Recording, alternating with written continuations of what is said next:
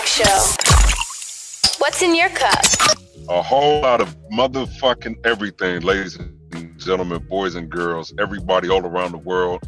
Excited to have y'all on today. You know what I mean? This is the Kickback Show, show.com. I go by the name of Oz, and she is... What's up, y'all? It's your girl, Tiana Giovanna, as always, and he is... DJ Swivel. Anything less would be unswivelized. That's right. And major shout out to the long time homie Sylvan Marshall, because he's connected us with a very special guest today. Shout out to Organic Blackberry. When I open up, I always say all around the world, and this isn't our first international interview, but it's been a while, and I'm really excited to have this brother on. Zach Zoya, what's up with you, my brother, man? Yes, sir. What's up, Foz, man? Thanks for having me. Man, thank you for being on, man. Really excited to talk to you, man. Very impressed by just the package that was put together, the EP, from just your bio. And typically I don't read through bios, but it was like every paragraph just kind of kept smacking you with more and more things. You know what I'm saying? It was like, damn, like this dude is dope, man. Yeah. Fire, man. Yeah. So for those that are unaware, my man is from Canada, but that's right, Montreal. Exactly. And you know what I think is so amazing about that, and I like to highlight that, because typically when you hear about Canadians or music or anything that comes from Canada, we typically, as Americans, maybe primarily only in California, only hear about either Vancouver, BC, or we hear about Toronto. Of course. And we're very unaware of other geographical, locations that exist in Canada. And I think spectacular that we do get, another taste of what's happening out there. You know what I'm saying? Yeah, I definitely appreciate y'all looking out. I think there's a big difference. Is that thing where Montreal's on the French side of Canada. I don't even know if y'all knew, but in Quebec, in Montreal, it's mostly French. I think there's a little bit of a language barrier there. That's kind of why we don't really communicate with the rest of Canada as much as, let's say, Vancouver is a lot farther from Toronto than Montreal, but somehow they're pinned together a lot more than Montreal, Canada, and Montreal and Toronto from the States point of view. So yeah, I get that a lot for sure. It's part of the deal, Yeah, man, I can dig it. Now out here in the US, we have, it's like New York, you have LA, right? And then you started to have other, cities and major, demographics or markets, I should say, that started to emerge over the course of time with music.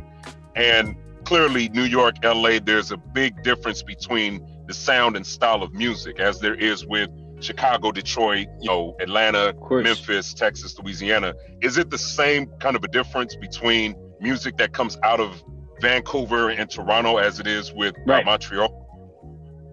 Well, yeah, that's a great question. One thing I always like to point out is that we're super culturally diverse. I think Toronto is the most culturally diverse city in the world or something like that. So definitely there's definitely differences, and we Canadians pride themselves in that. But one thing that I always like to point out is that the population of Canada is the same as the population of California. Right. You see what I mean? So the level of complexity and the level of diversity you can harbor is directly correlated to the amount of people you have, right? The mass of the audience you can reach and how self-sustaining you are. Is it a self-sustainable? I don't think the Canadian market is super self-sustainable. We kind of always, if you look at the artists that have broken out of Canada, it's mostly people that had made it in the States, right? They rarely, if ever, make it in Canada first. You always have to break outside and then come back and be we claim you now because you won a Grammy or something. It's most of the time that's what happens. And not to say we're not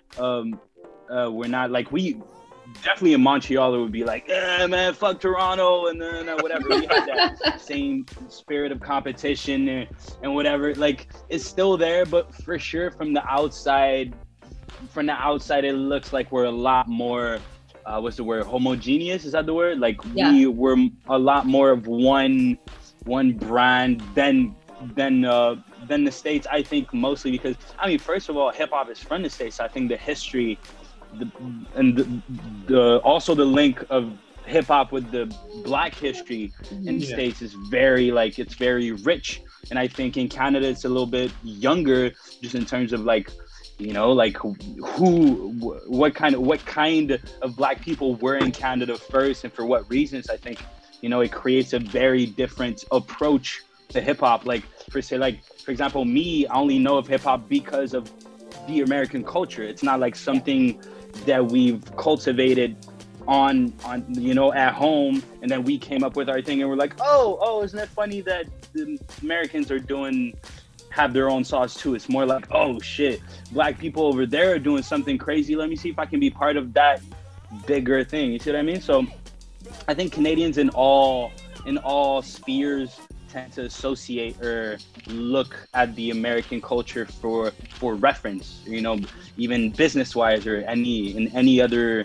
industry. I think that's what it comes down to. But to answer your question, I think it's a lot less simply because of population, but for sure we have a very distinct sound. Like I just brought up, Montreal is French, right? Well, there's a lot of French in Montreal, which is something that the rest of Canada doesn't have. So if you think about it, that dictates what kind of immigration we have. So we get Black people from like ancient, like French colonies in Africa. So it's like Guinea,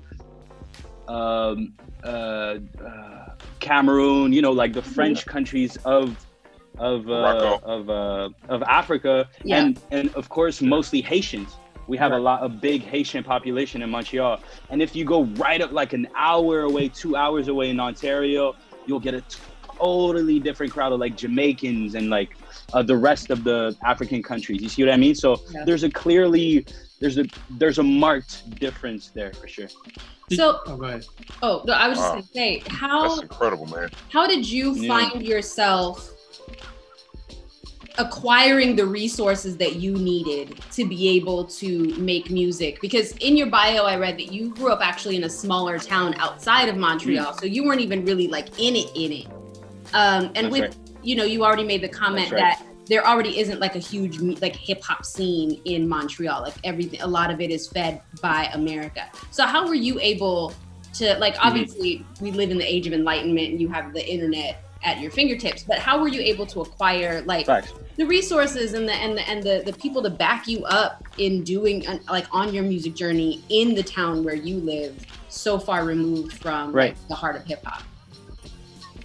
I would have to say like my whole music knowledge comes from my parents mostly. I don't think it was a very like societal thing. I don't think it came from, you know, my community in the Rouyn-Noranda, which is a city where I'm originally from. I think it's really like, for example, like I'm the only person in my family born in that little city I'm talking about. My whole family was actually born in Montreal, or like my dad's is originally from South Africa. My mom's from Quebec City, which is another city.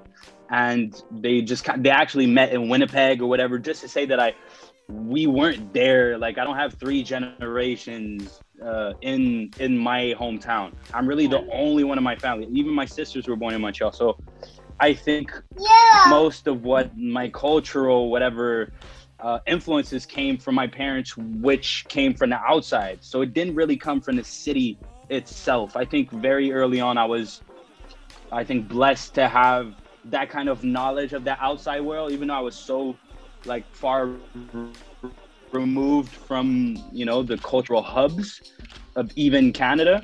I think I was privileged and I was lucky enough to have parents that brought with them that cultural baggage. You see what I mean? So definitely my parents. Like I was going through my mom's and my dad's CDs like growing up, and I think that's what really like molded like my tastes and everything. I think that's where it comes from. I feel like I think the beautiful thing. Oh, go ahead, Swear. I was just gonna say, I feel like a lot of the really young, talented artists that we've come across and had on the show lately, like have come from, you know, parents who were like big music connoisseurs. You know what I'm saying? With what you were saying earlier in terms of like the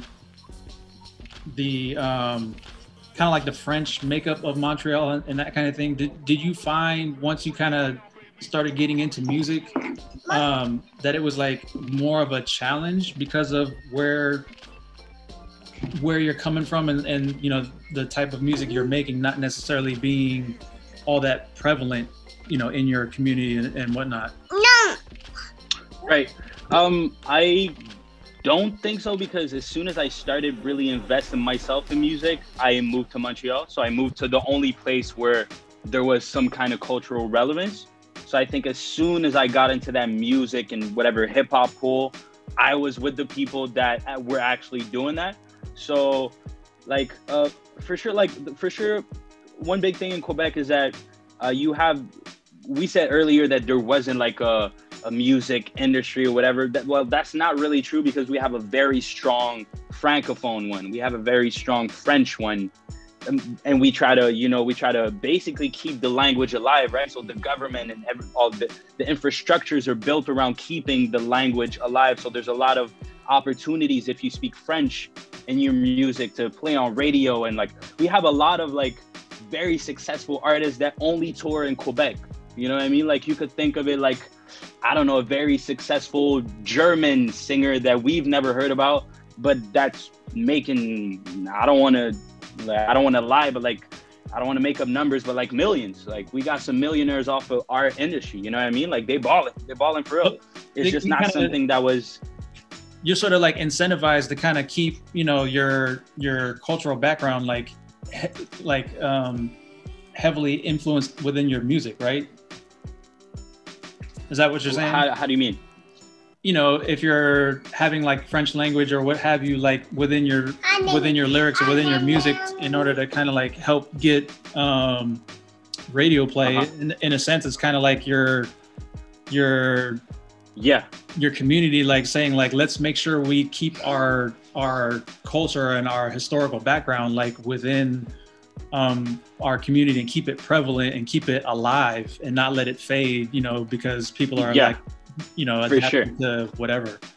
It's basically a defense mechanism against super Americanization. You know what I mean? Like, we're just like, American culture is just invading us, and like, that's not that bad for somebody from Toronto, because they can relate on so many things. They're both like they're both ex-British colonies. Like, they both speak the same language. They both have a similar Christian whatever heritage. You know what I mean? Like, and there's a big clash that happens in Quebec where it's like, oh no, like we've always been against that because we're French. And if I could add, like, it's also a very white thing, because I mean the French part of I mean, one big reason why I didn't go the French route, and like you said, the community I was born in and raised in encouraged, like, gave a lot of incentive for us to speak French and perform in French and do stuff in French, because they want to keep the language alive. But I never felt compelled by that, because the simple fact that I'm Black, right? So when you're Black and you see white people doing all those things and white people being put up front, and what you start to associate white people with French language. So I was like, if I'm gonna make music, I've been listening to Michael since a kid. I've been listening to, you know, Jackson 5s. I've been listening to gospel music. I've been listening to African Soweto gospel choirs. I've been listening to a whole bunch of stuff that doesn't really work with what I'm seeing on the radio. So I'm not gonna be making this type of music. So for me, it was more of a battle to be like, yo, okay, now I need to get out of this bubble of like super intense French to get to the bubble that I really feel connected with, which is, let's be honest, like the American one, like the literally, because I'm African American, right? but you wouldn't think of it as African American because I'm Canadian and I'm from a different heritage. And people tend to associate African American with basically former slaves, right? Or former slaves, children or descendants of slaves, right? And I'm from a totally different part of the Black world of America. And that's the closest thing I can relate to, right? The hip hop, the American culture, the American Black culture is the closest thing I can relate to in music or in anything else. So it's really like, for me, it was really about like jumping out of that bubble of culture that I was born in, that I didn't really feel like I related to. You guys see what I mean? Absolutely. And I respect your perspective, and I'm hoping that our listeners are really paying attention, because there's some major bars that you drop from right now. Appreciate you, man. That adds a perspective in a different dimension. Pertains to the African. A lot of what you're talking about reminds me of like how the Bay Area and even in Atlanta, or I mean in other markets, but what they would do is the same exact thing, to where on the radio they would only play artists from their market. They would only play artists from their city. So when you would go to Dallas, they would only play artists from Dallas or from Texas. Right. Atlanta was only playing there. You know what I mean? The Bay Area got a lot of pub because you only heard E40 and Too Short, Federation, Keek the Sneak, Mac Dre. And so it was one of those things to where it is a self-containing system. But I guess back to your point, I think it's almost kind of like you're in a catch-22, because in order to really be considered and to succeed, you had to almost kind of be inside of this system of speaking a particular way and going along with their program. But to go against that, it's almost kind of like you're stuck in the middle between being accepted by American culture, but oh no, you're Canadian, but then be trying to be in Canadian culture. It's like, oh, you're not speaking French, and it's like, well, shit, what do I do? Exactly. And I think a lot of people fail to realize how much, and this is going to get real deep, but how much Canada really helped during the Civil War, let alone like other wars, but like, the Black people were, very pivotal in kind of helping, and being accepted by the Canadians to kind of help combat, man. So, a little history lesson. For sure, man. Yeah, that tends to be forgotten, for sure. Let's go. I want to get into one of your records. No, we on the same page. We here. For sure. yeah, we right there. Which one? Let's have Zach. Which one of your records would you like to get into, bro? Great one. I mean, I kind of like all of them, but we could get into we could start with Patience, for sure. Patience is one of my highlights. Man, I think that speaks. That should be the theme song for this entire year, man. Because Lord knows, Respect, man. Respect, Lord knows. Man, this is the Kickback Show, thekickbackshow.com. Zach Zoya is in the building. Please don't go anywhere, because we got a whole lot more to come up. You snitch, DJ Swivel in the mix. Yes, sir. Don't miss a beat. Kick that beat. Follow us on social media at The Kickback Show. Kickback on everything. The Kickback Show. What's in your cup? A whole lot of everything, ladies and gentlemen. Zach Zoya is in the building. This is the Kickback Show, thekickbackshow.com.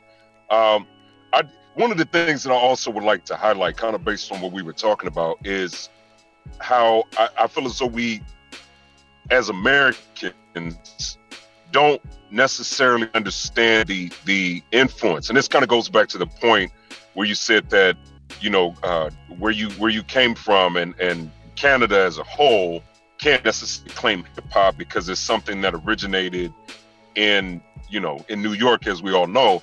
But sure, I want to say that there's a shared energy based on like my travels and what I've seen. There's a shared energy, and clearly Americans have given hip hop a name, but a lot of that influence came from, the Caribbean. It came from Jamaica.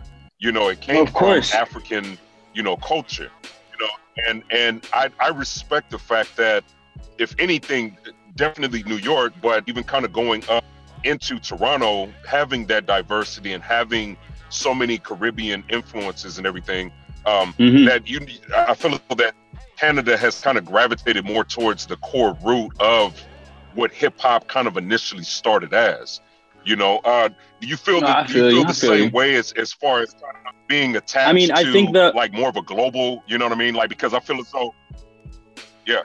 That's a good point. I think that maybe we take some things that are at the core of hip hop and just that end up being just part of the, you know, the rhythmic and just the traditional sound of African, like the millions and millions of different sub genres of like cultural, just all the differences that actually happened on the African like continent. But I wouldn't say, because the thing is, like I said, I think it always comes back to the actual population. When you have a lot of people to, like you said, like some things were happening in Dallas, and some things were happening. Oh, you got some people popping in Kansas City, and then you got something else happening. Chicago still got something popping, and then New York is still doing this, and like everybody like that. Just the amount of people, just the sheer amount of people going back and forth. And, oh, I'm from Cali, but I moved to Texas, and then I had a kid with somebody else. So now I'm mixing two very rich and very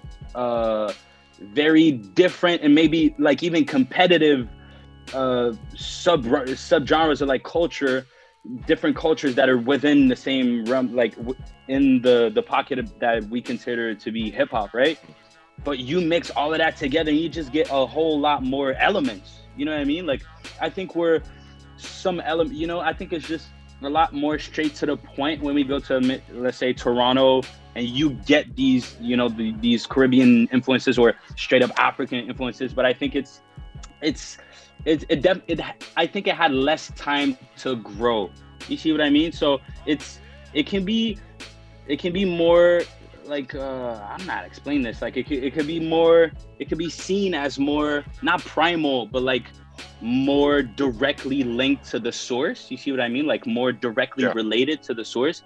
But I wouldn't say like, I just think it's interesting to see how we're gonna grow separately, because okay, let's say we have 2 or 3 very specific influences, because let's say Toronto has a big Jamaican population, or a big St. Vincent like, you know what I mean? Like we have these, let's say, 3 major groups, and let's say in Montreal, the Haitian culture, for example, I think that's a great example. In Montreal, the Haitian culture dominates the Black culture in hip hop. Let's say if you're in the French hip hop of Montreal, it's going to be Haitian, it's going to be Creole, right? It's going to be what they speak in Haiti, because that's the main source. So there's not that mix of like, oh, they were speaking Haitian, they were speaking Ugandan, they were like, we don't have all these things coming together, which I think that's what happened in the States going back like a couple hundred years, right? We're talking pre-slavery, when people had to, you know, gumboot, when people had to communicate with the rhythm, because they couldn't communicate in their native language, right? I don't think we have that rich history behind it, and I think that's an important component of what molded hip-hop in Canada and the United States. You see what I mean? I kind of went on a tangent there, but you get the vibe. I appreciate it, man. I definitely appreciate it. And I mean, I guess the respect level is high because of exactly that. Like in, you know, certain points in LA, all you heard was Snoop. Everybody wanted to rap like Snoop, Dre, Easy, Cube, right?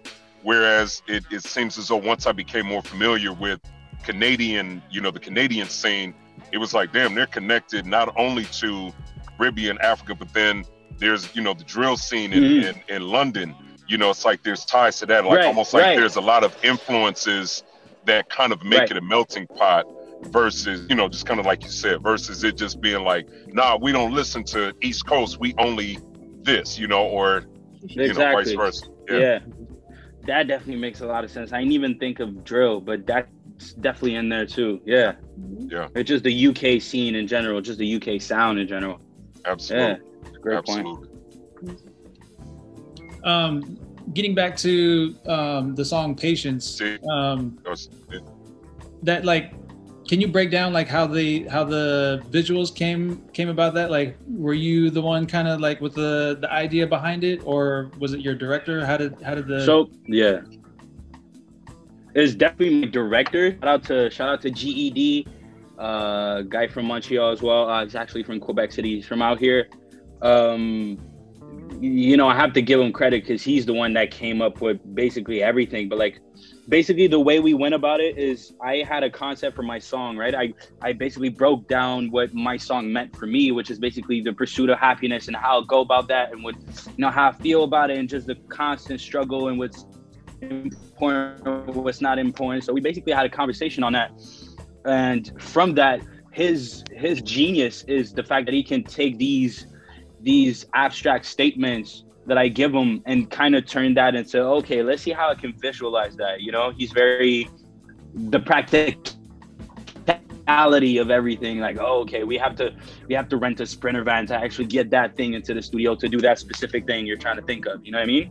So I think it was he has a talent for like turning into an image what I just told him, you know what I mean? Like off the top, like, yo, I feel like in that moment I felt more like, you know, you just go with the abstract, that's how I feel. And he kind of goes, okay, how can I symbolize that through the video? And, you know, the whole concept of like changing walls and like hotel rooms, that's 100% him. For sure, that's 100% him. With that, like in this era that we're living in, you know, with COVID-19 and all that, like, are you guys able to perform out there or anything like that in Canada, or are you guys still like on a heavy lockdown? Everything's been locked down for a good how long has it been? May. I think since last May everything's been locked down. So for summer nothing happened. I think for a quick minute, like you were mentioning earlier, time, the bars that served food could still be open for like a good, I think that was like maybe a month. And then once they realized that the case had gone back up, everything closed back down. Yeah, everybody's been home since then. Yeah, no shows, no venues, no nothing, no outdoor shows, like nothing. So how are people surviving? Like, are you, because obviously you're completely different country. How are people like getting a stipend or anything? Like, how are people living? Like, if you can't work? Yeah, well, contrary to what seems to be going on in the States, everybody who's lost their job gets like $2,000 a month for sure.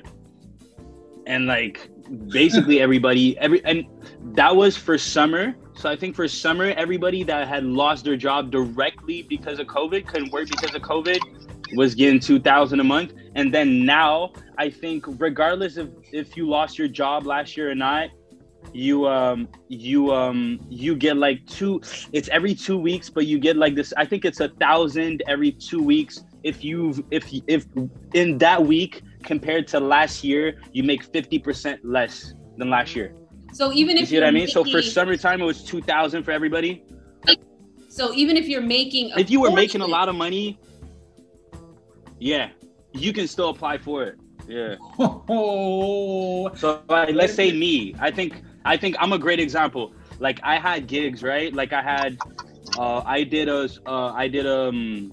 funny thing. I did an ad for the government for COVID prevention, like for like security measures. And like, I basically wrote a verse saying, they told me like guidelines. Oh, you need to talk about 2 meters distance, wear your mask, and don't go with your friends and chill with 10 or more people, like all of that. And they gave me a bag for that.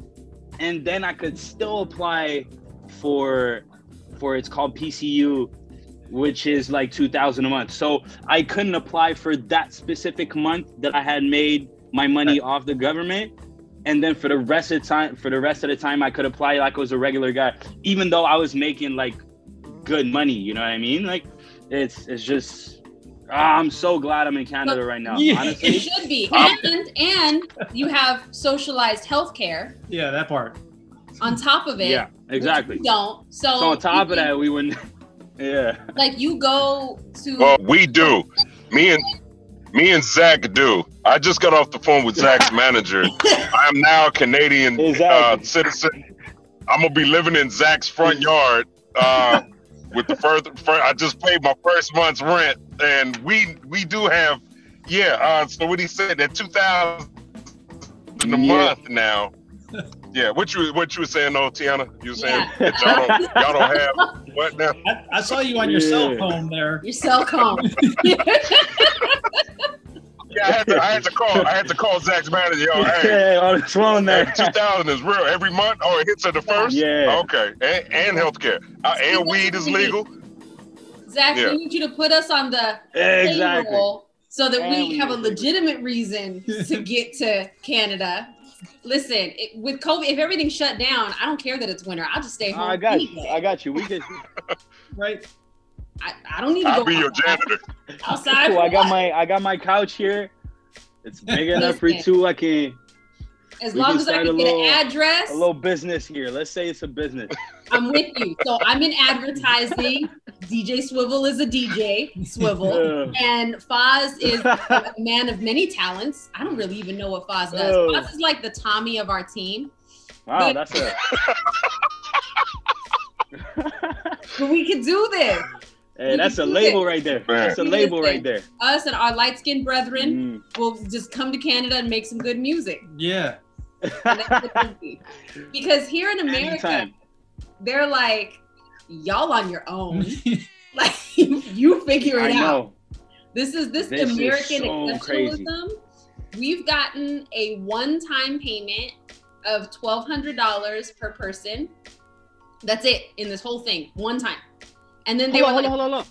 1,200? 100. Yeah. One I thought comma you said 200 dot Whoa! one. So that was per person. And then like if you had a child, then they gave you a whopping extra $500 if you had a child. So for every child that you have, you got extra 500. One time they did unemployment insurance for I think $600 When was that? every When was that? was it? Oh, that was like back in June? Yeah. June. Yeah.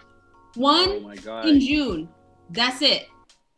That's it. Oh my Actually, God. it might have even been like late April or early May, somewhere around Yeah, there. it was. Like, Yeah, it was a long time Yeah. ago. that's it. Then they So were how gracious have enough you? to extend our tax deadline from April to June. So that was amazing. He's And like then he's blown away. yeah, and then they did what is it? What, unemployment. I just got insurance my was- tax return and everything. I'm cool. Yeah, no, unemployment insurance was $600 Oh, wow. every 2 weeks. You got an extra $600 every 2 weeks for unemployment. That's it. So $1,200 a Oh my month, god. no matter where you live. How have people been? On a No matter where serious you note, though, live. how have people been surviving? People haven't, and that's the thing is that there are a lot of reports of people who were like, I don't feel good, They really- but I'm just gonna go to work because I can't afford to lose my job because I don't have a safety net. And that's one of the reasons why America Wow. has the highest number of cases in the entire world because because our people aren't taken care of. So, you know, if you work in a grocery store and you don't have any unemployment insurance, because that $600 every 2 weeks, by the way, has run out. Yeah. No one gets any unemployment anymore. There is none. So Of course. There's no, they can still get, Oh. but they don't get like the extra add-on to their unemployment. yeah, but you have to qualify for unemployment. Not everybody Hold on, qualifies.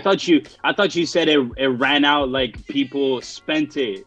You meant like it ran out like the government stopped giving it. Yeah. No. The government stopped giving it back in the Oh, last week of Lord. August was the last time the government stopped giving like any extra add-ons to your Oh. unemployment. So insurance. right now, nobody gets anything. Nobody gets anything. Oh my god. Like that's what's happening here. And people are still It's truly going frightening. bankrupt It's really because frightening. medical expenses. Oh yeah, it's beyond fighting. And we we look at other countries like Canada and Sweden and whatnot, and we're just like, yo, like, how come they get it and we can't get that over anything close to what other countries are getting? Like anything, like and it's just I could understand, like, yo. Yeah. So right now, people are dying of a disease over which they have no control, because they're going to a job that they can't afford to lose because there is no safety net. And then they're left with a bill after they've infected a amount of people for having to go to the hospital and having to file for bankruptcy because they can't afford the hospital bill that goes along with it. So long story short, we'll see you in about a week and a half. I just need to get my things sorted. I got y'all. I'm working from home. A week and a half. My pencil truck is on the way. It's already coming. Honestly, I wouldn't be surprised to see a lot of Americans crossing that border very soon. I thought about it. I was going to say there was a lot of talks of that even when this administration first got into office. There was a lot of people talking about that. Yeah. Yeah. And I think this time is going to be for real. Yeah. You see what I mean? Right? Like, I think there's some, Lord. Well, no, now all the Trump supporters are saying that because their president lost, that they're gonna move to Canada and other places. I've seen all of these memes going around thank you. where it's like, Canada, no, thank you. We'd like to do Australia, and then like someone from Australia would be like, we don't and then it goes on to like the Milky Way or something. Yeah, so make sure your government has like a very thorough screening process to like not let any of those people in, because y'all don't want them. Yeah, we'll build a wall. Yeah, build that wall. We will build a wall. Canada first. How has being locked down affected like your process in like making music? Have you had to adjust in any form, given like I mean, clearly you're not directly affected by any of the political nonsense or the circus that we United States Americans, because clearly you are an American too. We are all in North America, right?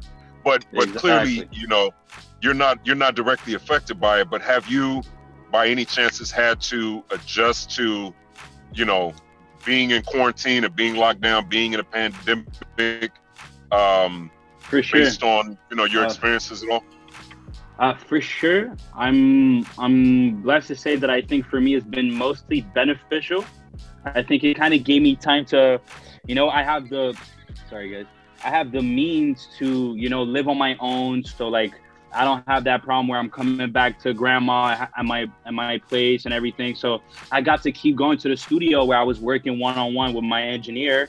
So I kept my creative flow going. And there's this thing that happens in the music biz where everybody's on pause, right? Everybody's, it's not like we're lagging behind. Everybody's on pause. So one great thing that this pandemic did is that every artist in Montreal was free and available to work. You see what I mean? Like anybody that might have not, people that would have sent me beats before and I just wouldn't have had time because we got a show tomorrow and then we have to be there and then we're going out of town or whatever. Now it's like, we're here. So it just gave me a lot of time to just explore creatively and like link up with a lot of people that I don't think I would have had the chance or the time to link up with otherwise. So it's honest for me, I can't really complain about because like I said, like money wise, I was okay. Like I could have felt like alone or like some of these things, but like I said, I had just enough room to go and like, there's restrictions, but we can actually link up like the two of us, the three of us, depending on what part of the pandemic or what part of the quarantine it was, and we can link up. We can still do what I love to do. So I was blessed for that. Like it was just good. Honestly, other than the obvious, there's no shows, which is a big problem. I probably would have been down the States a bunch of, I probably would have been in LA and Atlanta and a bunch of different places over the summer if it wasn't for this, but I really can't complain. Really can't complain.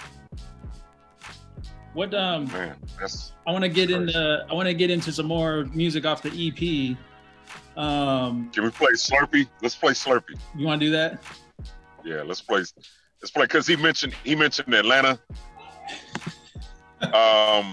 And that just kind of gives me like that in the club, you know what I mean? The sexy vibe. You know what I mean? Exactly. The subject matter is, you know, I feel as though it, and that's part of the reason why I asked the question, because clearly, you know, I don't think that there was any, well, let me not say that, because I don't know if everybody has been able to get they freak leak on during the pandemic. They may have, you know, not everybody lives with their bull. They, you know, they had to be, you know. Oh, sure. Yeah. Oh, sure. Yeah. I think Slurpee kind of speaks to the times, you know. Yeah, definitely. Yeah, man. All Zach right. Zoya is in the building, ladies and gentlemen. Let's get into this Slurpee record. It's only right. Please turn your radios all the way up. Turn your devices all the way up. If you're in a car, please be safe. But turn it all the way up, because my man is here. It's the Kickback Show. Let's get it. Kickbackshow.com. DJ Swool in the mix. Yeah.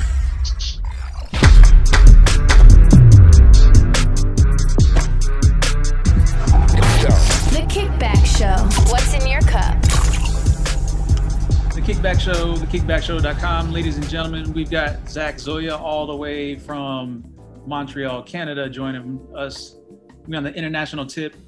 And the EP that's out right now is Spectrum, on all your streaming platforms and all that good stuff. The song you just heard is called Le Cap, which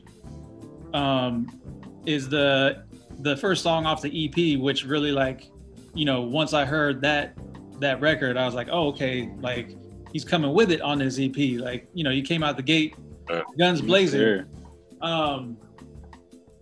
Kind of for the new people, like, kind of break down how, like, you don't necessarily, like, kind of want to be pigeonholed in one, I guess, kind of form of music, right? Right. Like, you like to be pretty wide open with it.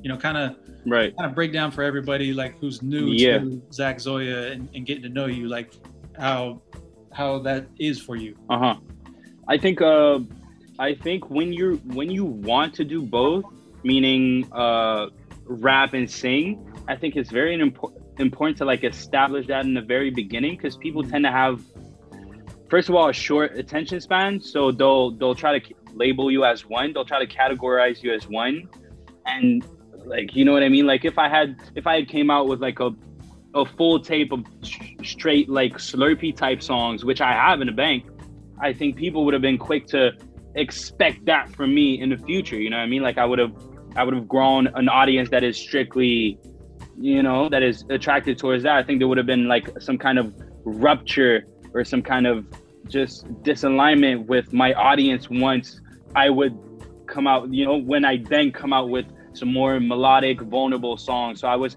was really important for me to establish that I was gonna do multiple things, because that's that thing. Like, if you start with rap, I think it's very, very hard to then go. If you start full rap, it's then super hard to go full R&B afterwards.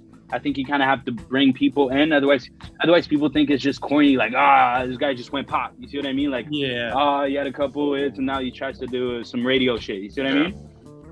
So I wanted to establish that it wasn't that. It's just that the core, I like to do multiple things. And I think it's the same or even worse for the opposite. You don't want to start with R&B stuff and then try to build up your lyricism creds. You see what I mean? Like, you won't, your MC creds, like, it's gonna be hard too. Like, you can't pull up with bars after the mellow and vulnerable shit. That's gonna be a lot hard too. So I think it was just about having both in the beginning, so that whatever, like, people can think whatever they want, but at least they know, you know what I mean? Like, right. At least they know that's a full picture of who Zach Zoya is. Right.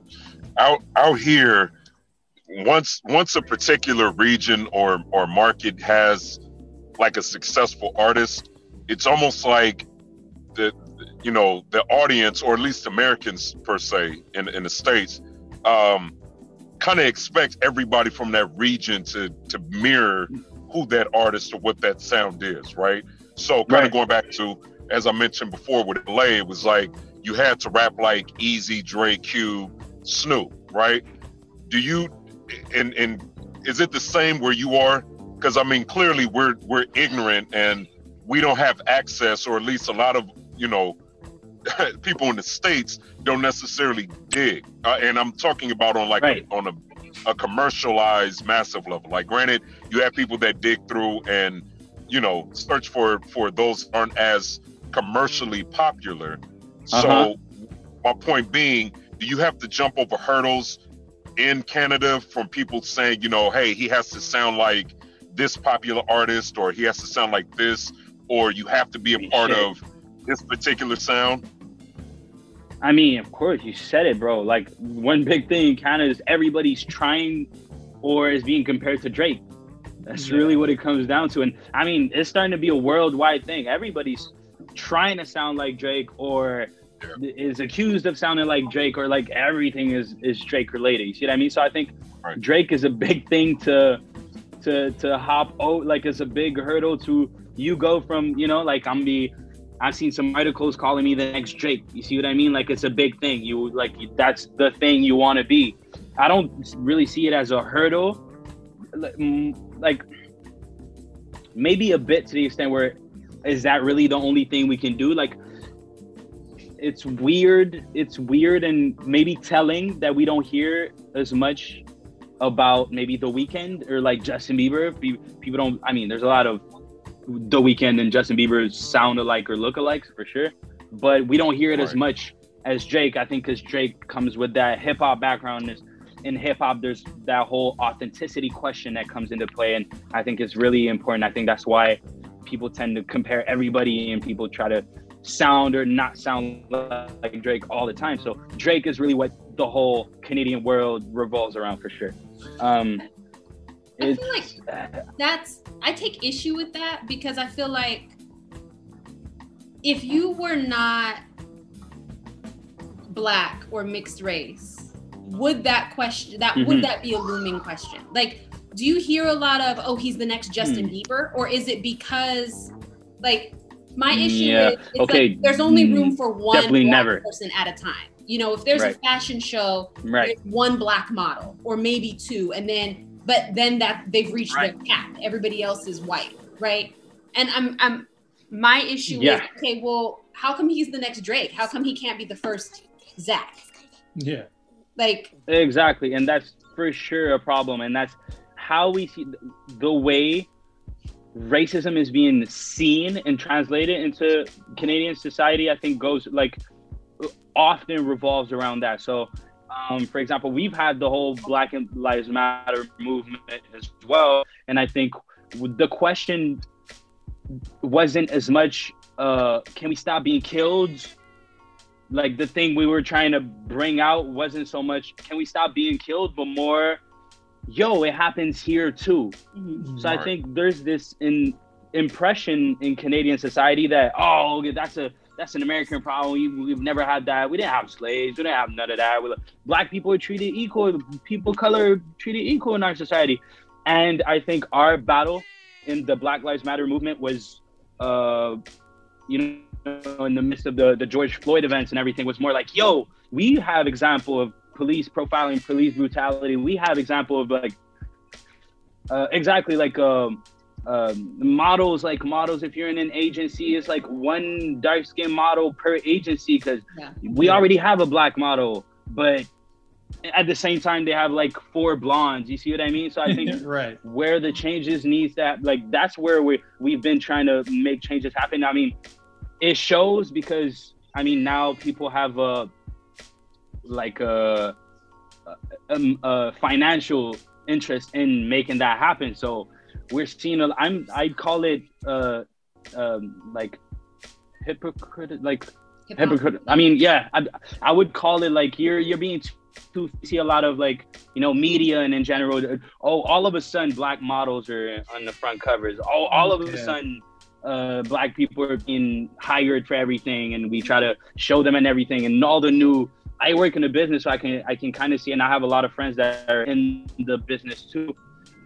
We can see it in all spheres. Like, okay, now we want black dancers for like whatever, like commercials and everything. They're doing auditions, and now they want one tall black gay guy, and they want a transgender native woman, and they want, you know, now all of a sudden they're trying to include everybody, which seems a little hypocritical for me. Right. But I mean, change gonna happen the way it's gonna happen. So I'm a little glad for it. But to come back to your point, I think yes. And shout out to my big bro, Cardinal Fisher, Canadian rap legend, who kind of pointed it out in a recent podcast I listened to with the Dalton Higgins. He was talking about, even in Canada, Drake doesn't really get plays like that. Like, Drake is not pop in Canada. Drake is on urban radio. You see what I mean? Like, Drake is the black guy that people use to fill up their quotas, like on radio and on, you know, whatever MTV type of platform. You see what I mean? It's still a big issue. Like, it's still, and I think it does come back to your point that, yeah, you're right. It's crazy that the only option that I have is to be the next Drake. Cause like, there's no other place for me because I'm a black man in society. That's a great point. Wow. It's really wild how, I mean, and I'm glad that you shared that. Thank you for sharing that, because I feel as though that it speaks, and we talk about it a lot, just to the larger narrative of discrimination and what racism really looks like, you know. And clearly it's a global thing. It isn't just something that affects one part of the world. Like, there's people clearly all over, it's everywhere. All over the world. It's definitely everywhere. Yeah. And it's still, like, it's 100% still deeply rooted everywhere in the world. I went to South Africa back where my grandma lives. Colorism is just as strong in Africa as it is here. Everywhere the world is like poisoned. Like, there's this weight everywhere you go in the world. It's like, you're a black man everywhere in the world. It's an issue. You see what I mean? Like, I work with my photographer who's been around the world, and I had this conversation with him. Like, do you think it's because you're white that you get to do that? Like, my guy's been in Afghanistan. My guy's been in North Korea. My guy's been like everywhere, like, you know, crisis zones and everything. And I was like, wow, it's crazy that you do that. And it's even crazier that I couldn't even dream of doing that myself just because I'm a black man. I couldn't pull up in all these countries and just take pictures of random people just based on the fact that I'm a black man. And it could literally be James. I'd be arrested. I'd get stopped before him. You see what? Yeah, I'd be arrested. Or at least questioned, or at least, nah, don't do that here. You see what I mean? Yeah, and it's just like this thing that, like, if you, I was gonna say, like, maybe, or I would imagine, like, you know, he would go into, you know, some of those like high risk areas and not necessarily fear for like his safety or whatever. But for us, it's like, you know, can we go to the grocery store and make it back home that night? You know what I'm saying? Like, isn't that crazy? Isn't that crazy? And honestly, it's I think it's important for me to point out that Canada is good for that. Like, thank God, all of my life I didn't have to worry about going to the store and being shot down, or like getting, like, I might not make it back home. And like, thank God that I can say that in my city where I'm from, I could trust the police. Like, I mean, it was a very small community too. And it was like, the police officer in the car was probably the father of the guy I played like ice hockey with. He's like very small world. So I was definitely blessed to grow up in that type of environment. And it kind of hit me that even just in Montreal, which is still very far from like an American metropolis in terms of like racial divide, is still being felt a lot more. And I think my job kind of in Montreal is I tried to give a platform to these people who've really felt it, because I come from a place where, you know, I'm blessed to say I didn't really live that on a day-to-day, you know what I mean? Like, I didn't have that instinctive fear, because I grew up in a very tolerant and just very open and diverse community, and I'm glad for that. But Montreal's not perfect. Nowhere's perfect. You're right. I want to highlight just one thing that you said, that you played ice hockey. Because that's I caught that black too. man playing ice hockey. I knew it. We don't like, and the thing is that I know that it exists. I remember reading a story or article about a black man that kind of pioneered, at least here in the States. But you said it like I was waiting for you to say something like baseball or basketball. So to have that cultural, that's why I say ice hockey too. Hearing, I would have just said hockey, but I was man, like, let me clarify it. Ice hockey. Yeah, man. Because let me tell you, I barely know how to skate, let alone been on ice. You know what I'm saying? So yeah, I know. Man, like, salute, brother. I mean, black people are amazing. I love. Appreciate that. Yeah, I love that. I was definitely one of the only ones too. Like, I was definitely one of the few ones on the ice. That was definitely a thing. My whole life, that was definitely a thing. But you see, like, that's the crazy part of where I'm from too. Like, we had basketball, but we had like 3 people playing, so it wasn't like, you know, we didn't have the back. Like, I didn't have all my homies to play with during summertime or whatever. You see what I mean? Right. So it's you know, just a cultural difference. But yeah, isn't it crazy? Oh shit, yeah, my bad. That's wild. Yeah, basically. That's wild. Yeah. Damn, man. Yeah, man. Yeah, man. So I mean, I'm just trying to get an idea of what I need to do once I move in. Well, I mean, I'm gonna be, like I said, living on your front lawn, but I know that I need to learn ice hockey. You know what I'm saying? Gotta definitely, for sure, 100%. Figure some things that's out. That's on the citizenship applicant sheet. Need to know how to skate. Absolutely. Listen, brother, it's been an absolute honor and a pleasure to be able to talk to you. And as always, this is an open door policy. So if you want to come on and you just want to express yourself, give us some good news. If you want to vent, if you want to, curse somebody out for us only getting, $1,200 over the past, 9, 12 months, you know what I'm saying? The door is always open, man. This is definitely your platform, and we greatly appreciate you being here today. Appreciate you, man. Yo, thank you so much. Thank you for having me. This has been a great talk, honestly. Thank you so much, Tiana, everybody. Thank you for having me. And yeah, I would love to jump back on whenever y'all got a minute, whenever y'all got a next segment y'all want me on. I'm here.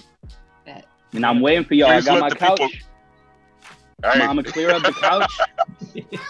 Yeah, man. 2 more spots. Like I said, I'll be on the front line, bundled up in a sleeping bag and everything. I don't want to intrude. You know what I'm saying?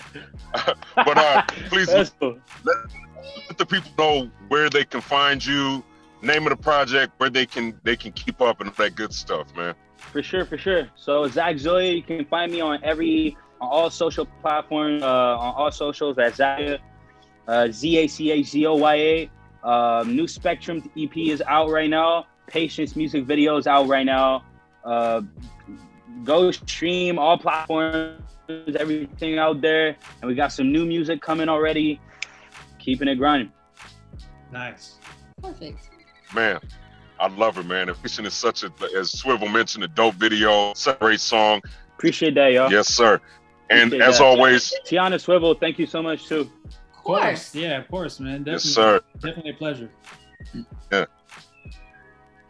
And as always, we are the Kickback Show at the Kickback Show on all your social media outlets. I go by Wave Cap Johnny, and she is. What's up? It's Tiana Giovanna across the board on everything, and he is DJ Swivel on Twitter, Swivel on Instagram, SWIVLL. And yeah, Zach Zoya Spectrum EP is out now. I would kind of like to go out with Stick By You. I think that's a vibe. We'll just do a double shot. Let's do Stick By You and then Patience one more again. So that sounds good. Yeah, Zach, once again, thank you, man. It was there. Great, it is. Great meeting you. Great having you on. Yes. Much love, y'all. We'll definitely do this again sometime soon. Would love to. Y'all stay safe out there, most of all. Most importantly. Just staying home. Yeah, right. Definitely, brother. All right, man. Yeah, staying definitely at the house. Much love, brother. Take care, y'all. Peace. All right. Much love. Peace. Don't miss a beat. Kick that beat. Follow us on social media at The Kickback Show. Kickback on everything.